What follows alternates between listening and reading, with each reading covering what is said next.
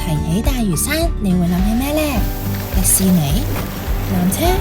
其實喺南大嶼山都有班好特別嘅朋友仔，等我哋一齊揾下佢哋啦。喺背澳有一大片淡水濕地，當中最引人注目嘅就係水牛。除咗因為佢有龐大嘅身軀，細心啲睇下，仲有好多白色嘅雀仔喺佢隔籬添。佢哋就係牛背鷺。牛背鷺好中意跟住水牛噶，因為當水牛喐動嘅時候，就會擾動到泥土裏面嘅昆蟲。牛背鷺跟住水牛就可以有昆蟲自助餐食啦。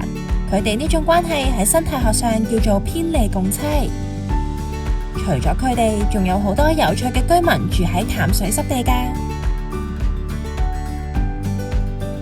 離開貝澳之後，我哋就嚟到水後沙泥灘。喺潮退嘅時候，我哋會喺度發現好多寶物。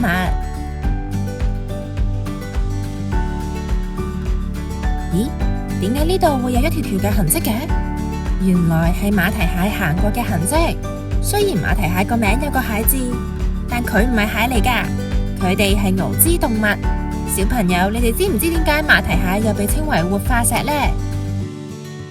喺南大嶼山仲有好多千奇百趣嘅生物，其他就等你哋嚟發現啦。